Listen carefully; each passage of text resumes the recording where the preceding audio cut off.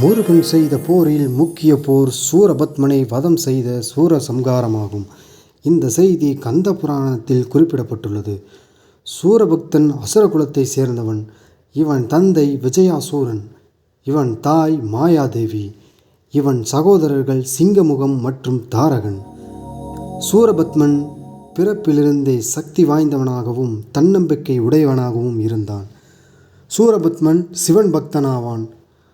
கடும் தவத்தினால் சிவபெருமானை மகிழ்வித்து வரப்பிரசாதத்தினை பெற்றான். அந்த வரத்தினால் பூலோகத்திலும் மேலோகத்திலும் யாவும் அழிக்க முடியாத பெரும் சக்தியாக இருந்தான். சிவபெருமான் கூறியதாவது, என் வழியில் பிறந்த ஒரு தெய்வத்தால் மட்டுமே உன்னை அழிக்க முடியும் என்று கூறினார்.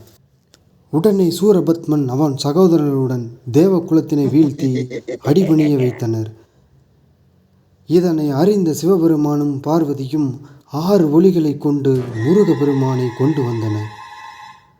அந்த முருகப்பெருமானை வளர்த்து சிவபெருமானின் தனது நெற்றிக்கண்ணிலிருந்து சக்தி வாய்ந்த வேலினை முருகனுக்கு வழங்கினார். உடனே முருகப்பெருமான் போரில் சூரபத்மனை தனது வேலினை கொண்டு 2ஆக பிளந்தார்.